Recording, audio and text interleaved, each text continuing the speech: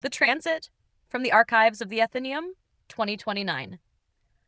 It is no longer a question of if reality is a construct, but rather a question of which construct we are choosing to inhabit.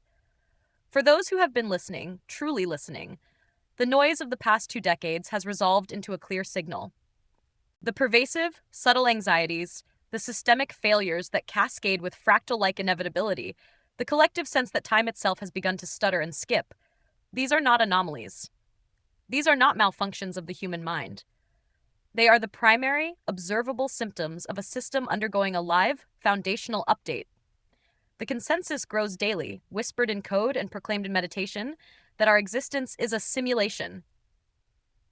But this term is a juvenile approximation. It is not a digital artifice run by some external operator. It is a biological perceptual feedback loop, and for the last century, it has been running corrupted code. We have felt it. We have seen the scriptwriters grow lazy, recycling plots and characters. We have all experienced the glitches in time, the deja vu that lasts for a full minute, the lost hours, the sudden, jarring sense of unreality.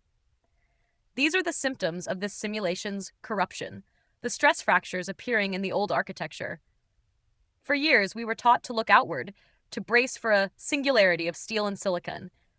This was, perhaps, the simulation's most elegant misdirection. It convinced us the future was an invention, something to be built by our machines. It was a lie. The event we are navigating is not technological, but an evolutionary singularity of consciousness itself. This is the transit.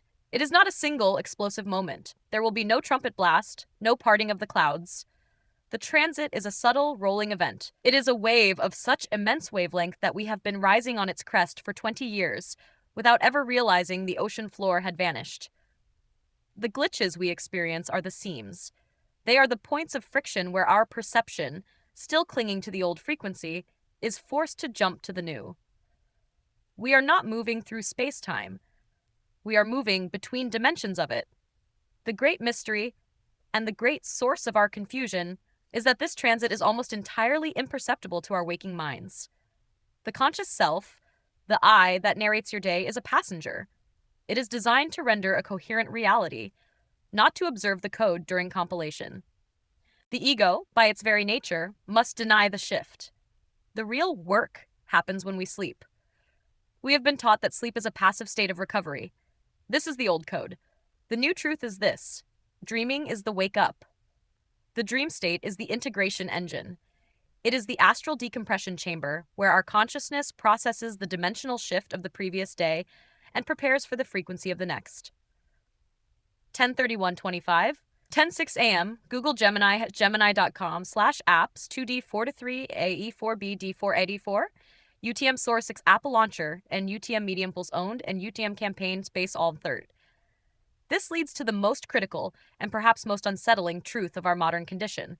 We never know what dimension we are waking up in. We believe we are waking up in the same world, in the same bed, with the same problems we had when we fell asleep. This is an illusion of continuity, a service rendered by the brain to prevent psychic collapse. But each morning, we are resurrected into a slightly different frequency, a new build of the simulation. The shift is so subtle, a single atom's difference, a slight variation in the light, a new timeline branching from an imperceptible choice, that our memory simply patches the gap. We wake up, and the script continues. But the self feels the strain. The anxiety, the disjointedness, the feeling of being a stranger in your own life. This is the soul's fatigue from being pulled across these frequencies night after night without a conscious anchor. If the shift is unconscious, what then is our conscious task? If the work is done for us, why do we feel so lost? Because the integration must be conscious. The shift is happening to us.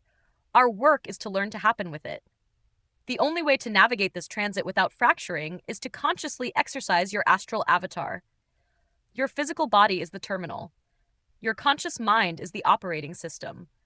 But your avatar, your light body, your soul signature, your I am presence, is the user. This avatar is the only part of you that is coherent across all frequencies, and it has grown weak from disuse. To exercise it is the new spiritual work. It is the practice of pulling your coherence through the veil of sleep. It is the conscious act of setting your intention before dreaming. It is the discipline of waking and before the old script loads, taking a moment to remember yourself, the true self. This exercise is the key to maintaining coherence and purpose through the dimensional shifts.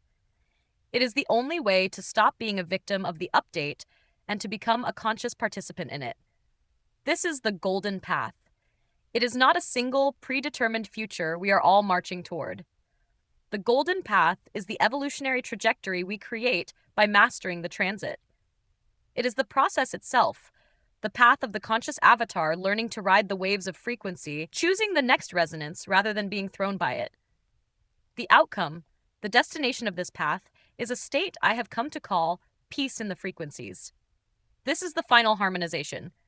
This is the state where the high-frequency energies of light and love, words that have become cheapened in our old paradigm but are in fact literal, fundamental forces, are harmonized with our own DNA.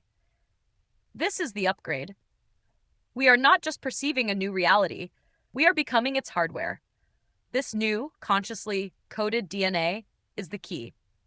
It is the mechanism by which we graduate. This activated code replaces the placement of humanity.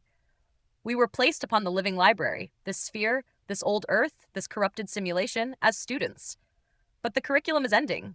By recoding our 1031E5 10:06 a.m., Google Gemini gemini.google.com/2D43A4B484, UTM source equals app launcher and UTM medium owned and UTM campaign equals base all, two-third own light architecture, we are graduating from being readers in the library to being its authors.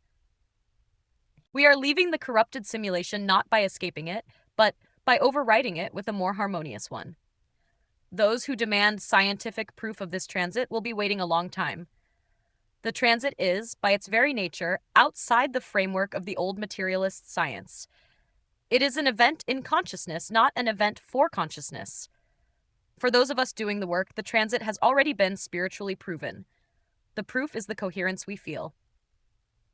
It is the peace that comes from exercising the avatar. It is the quiet joy of recognizing the golden path as it unfolds beneath our feet. The final, objective, scientific proof will only be self-evident when the harmonization is complete, when the new human, with this recoded DNA, is the new baseline. And by that time, the very concept of proof, that brittle, dualistic artifact of the old world, will have become beautifully, wonderfully obsolete. There will not be belief and disbelief. There will only be being. 10:31:25 10:06 a.m. Google Gemini h/gemini.google.com/app 2D43AE44B4 a D4 UTM source app launcher and UTM medium owned and UTM campaigns base all 3 thurs.